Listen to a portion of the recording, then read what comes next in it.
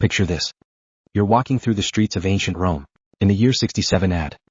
And you witness something that makes your blood run cold. The emperor himself. Nero is strolling through the forum, with what appears to be his new wife, a stunning young woman draped in silk and jewels. But whispers follow in their wake, because everyone knows the horrifying truth. That woman beside the most powerful man in the world was once a boy named Sporus, and what Nero did to him represents one of the most disturbing acts of psychological and physical abuse in recorded history. Before diving into these forgotten stories of survival and suffering, if you enjoy learning about the hidden truths of history, consider hitting that like button and subscribing for more content like this. And please comment below to let me know where you're listening from. I find it incredible that we're exploring these ancient stories together, from different parts of the world, connected across time and space by our shared curiosity about the past. What you're about to hear isn't just another tale of Roman excess. It's the story of how absolute power can transform love into obsession, grief into madness, and a human being into a living doll, created to serve one man's twisted fantasy. The name Sporus might not be familiar to you, but his story will haunt you long after you finish listening. Let's start with the man who would become the architect of this tragedy. Nero wasn't born evil, in fact. His early reign showed remarkable promise. When he ascended to the throne at just 16 years old, many Romans believed they were witnessing the dawn of a golden age. He reduced taxes, funded public entertainment, and even performed in theatrical productions that delighted the common people. But absolute power has a way of corrupting even the most promising souls. And by 65 AD, something had fundamentally broken inside the emperor's mind. Maybe it was the constant paranoia that comes with knowing everyone around you wants your position. Maybe it was the isolation of being the only person in an empire of 60 million who could never be contradicted, never be challenged, never be told they were wrong. Or maybe it was what happened to the one person he claimed to love more than life itself. Her name was Poppaea Sabina, and she was everything Nero thought he wanted in a woman, beautiful beyond description, intelligent enough to match his own grandiose vision of himself, and ambitious enough to share his dreams of eternal glory. But Poppaea wasn't just another pretty face. In the imperial court, she possessed the kind of sharp political instincts that made her a formidable ally, or a dangerous enemy. When Nero first laid eyes on Poppaea, he was already married to Octavia, the daughter of the previous emperor. It had been a cold, loveless political marriage. Poppaea represented everything that Octavia was not. Where Octavia was quiet and reserved, Poppaea was vivacious and commanding. Where Octavia sought to avoid attention, Poppaea reveled in being the center of everyone's gaze. The affair between Nero and Poppaea began as a typical Roman scandal. But what started as adultery quickly evolved into something much more dangerous. Genuine obsession. Nero wasn't just attracted to Poppaea's beauty. He was consumed by her, in a way that terrified even his closest advisors. Ancient historians described Nero's behavior during this period as increasingly erratic and possessive. He would fly into murderous rages if other men so much as looked at Poppaea too long during public functions. He began stationing guards around her at all times, ostensibly for protection, but really to monitor her every interaction. He lavished her with gifts that bankrupted the imperial treasury. Jewels from India, silks from China, perfumes from Arabia, but perhaps most tellingly, he began to reshape reality itself to accommodate his obsession.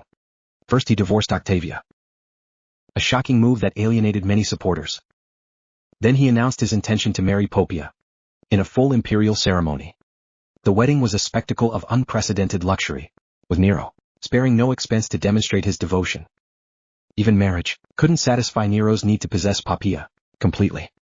He began to isolate her from family and friends, surrounding her with people who owed their positions entirely to his favor. He commissioned dozens of portraits and sculptures of her, not just for public display, but for his private chambers, so he could look upon her image, even when they were apart. Ancient sources tell us that Nero would sometimes spend hours simply watching Poppaea as she went about her daily activities. This wasn't romantic devotion.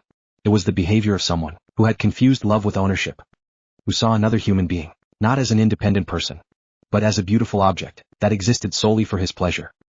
Poppaea, for her part, seemed to understand the dangerous game she was playing. She was intelligent enough to recognize that her beauty and Nero's obsession gave her unprecedented power, but also shrewd enough to realize this power came with enormous risks. She began using her influence to advance her family's interests, building a network of supporters who would protect her if Nero's affections ever wavered. But Poppaea had one fatal flaw. She wasn't afraid to stand up to Nero. Unlike everyone else in the imperial court, who had learned to anticipate the emperor's moods, Poppea retained her independence of spirit.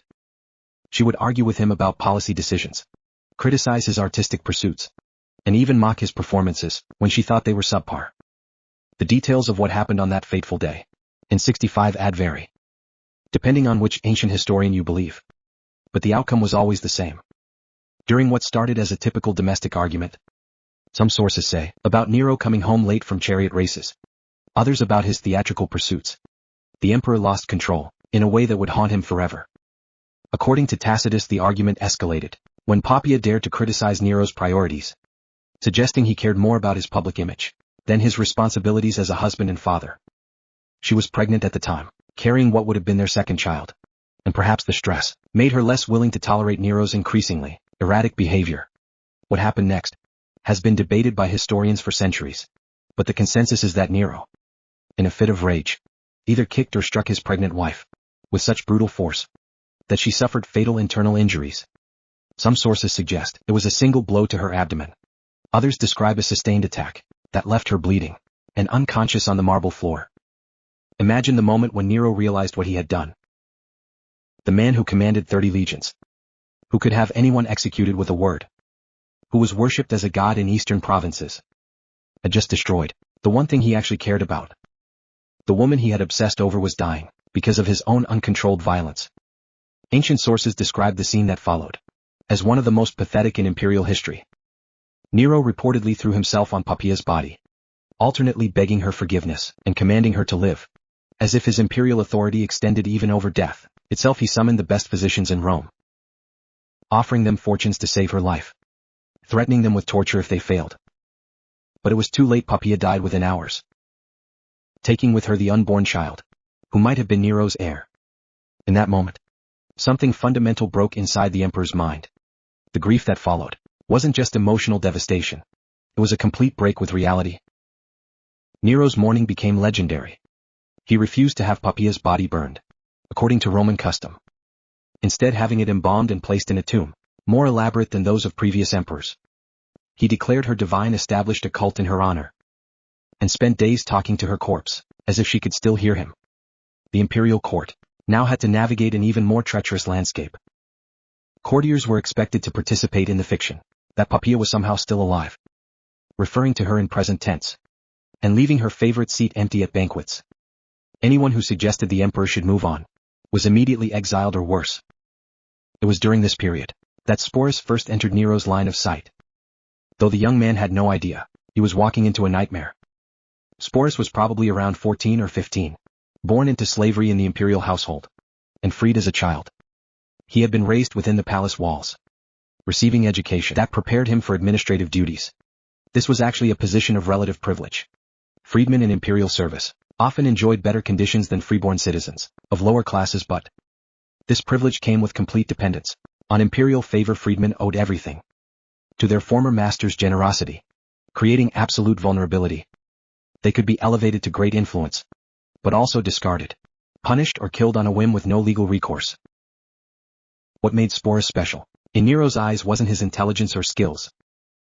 It was his face. Multiple ancient sources agree that the young man bore an uncanny resemblance to dead Poppea, particularly around the eyes and delicate bone structure. In a world where Romans believed physical resemblance indicated deeper spiritual connection, this similarity would have seemed almost supernatural. The first time Nero saw Sporus after Poppea's death, something clicked in the emperor's broken mind. Here was a chance to undo the irreversible, to bring back what he had destroyed. The resemblance was so striking that for a moment, Nero may have actually believed he was seeing Poppea's spirit returned, in a new form of course. There was one obvious problem. Sporus was male. But for a man who had convinced himself he was a god, who had spent months talking to a corpse, changing someone's gender seemed like a minor obstacle. What happened next represents one of the most calculated acts of cruelty in human history. Nero didn't just decide to force Sporus to dress as a woman. He decided to make the transformation permanent. The emperor summoned the best physicians in Rome and ordered them to perform surgery on the young man, purely to make him appear more feminine. This wasn't just mutilation. It was systematic destruction of Sporus's identity. As a human being, the procedure was dangerous, painful and irreversible. often resulting in death from infection or blood loss. But even if Sporus survived, he would be forever changed physically. Emotionally and socially he would never father children. Never experience normal relationships. Never even be considered fully male by Roman society. The surgery took place in the imperial palace, in quarters specifically prepared for the purpose. Ancient surgical procedures were primitive, relying on basic instruments and crude anesthetics. The process would have been excruciating, lasting hours with significant risk of death. Sporus would have been held down by guards, while physicians approached with their instruments, knowing his screams would fall on deaf ears. Once Sporus recovered, a process taking weeks or months, Nero announced something that shocked even jaded Roman aristocrats. He was going to marry the young man in a full imperial wedding ceremony. The preparations took months and consumed enormous resources.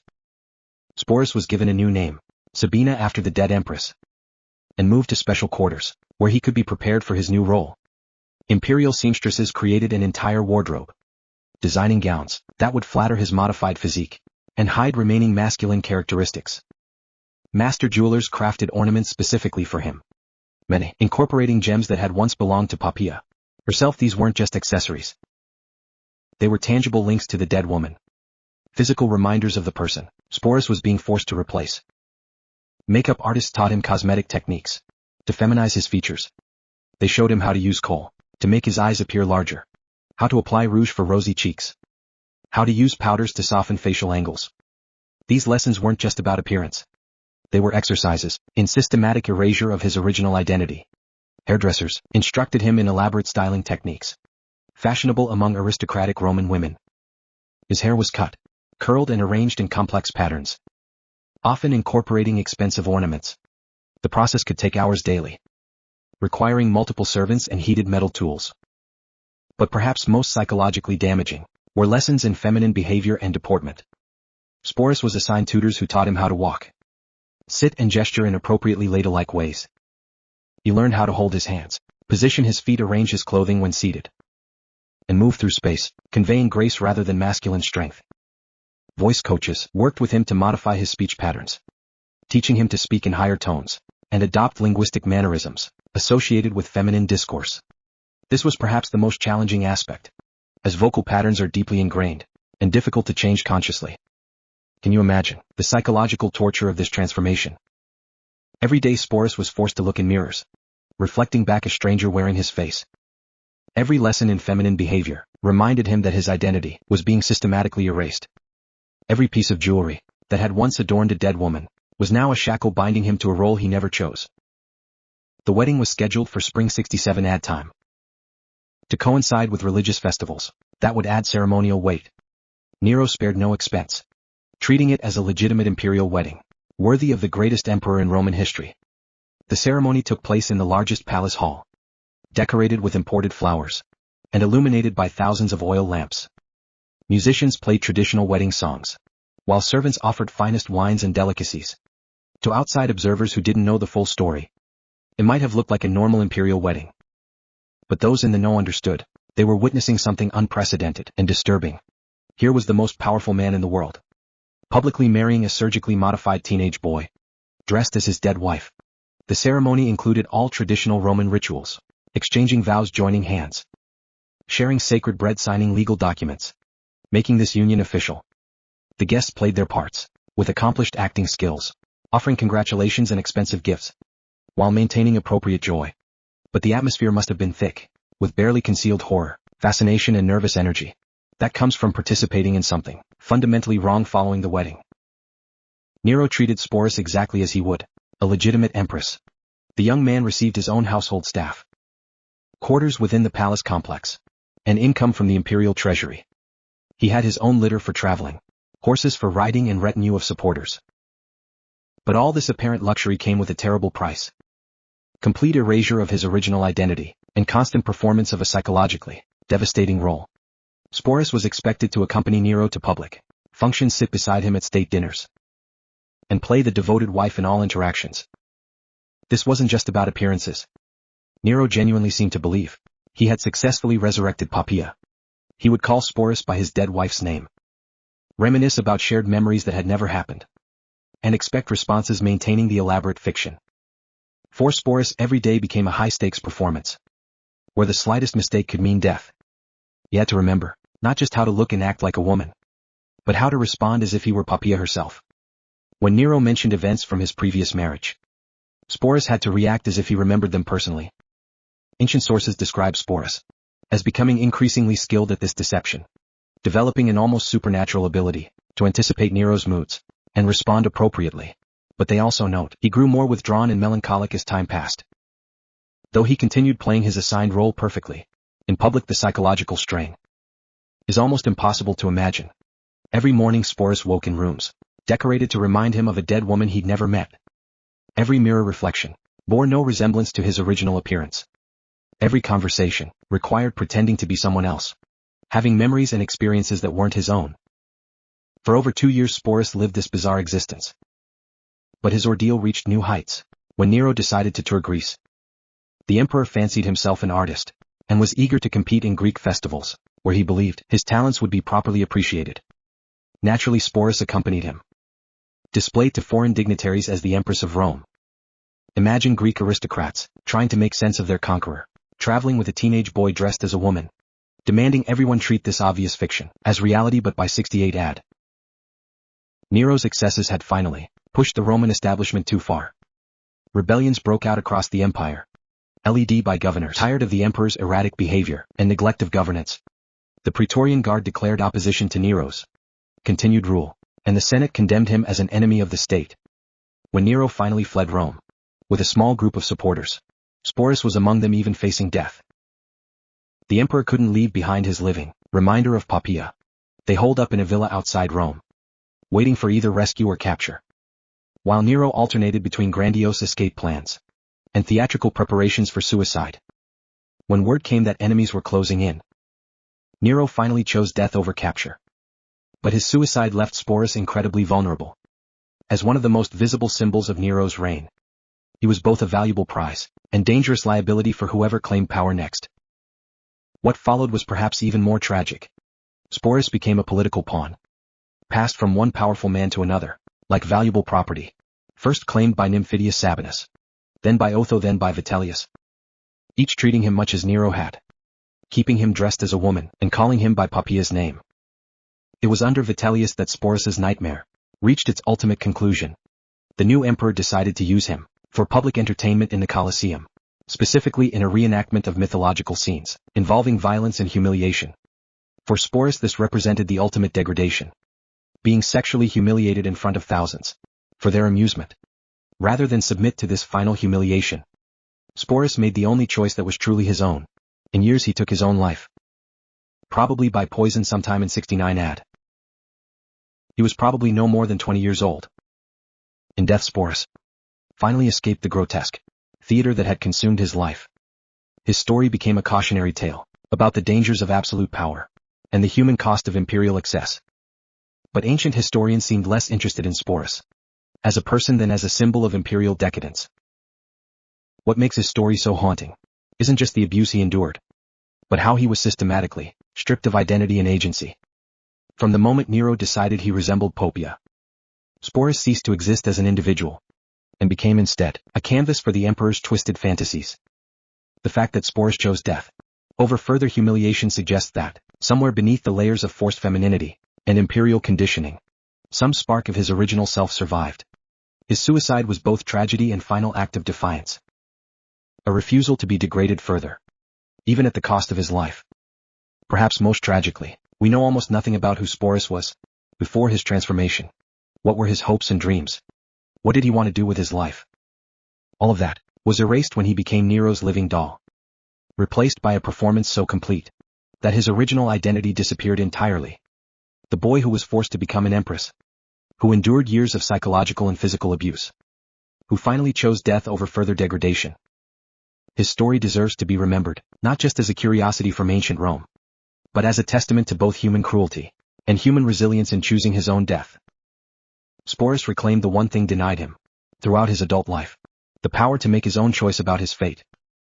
His story reminds us that, behind every historical narrative of imperial grandeur, there are individual, human stories of suffering and survival that deserve our attention and our compassion, even across the vast gulf of 2,000 years.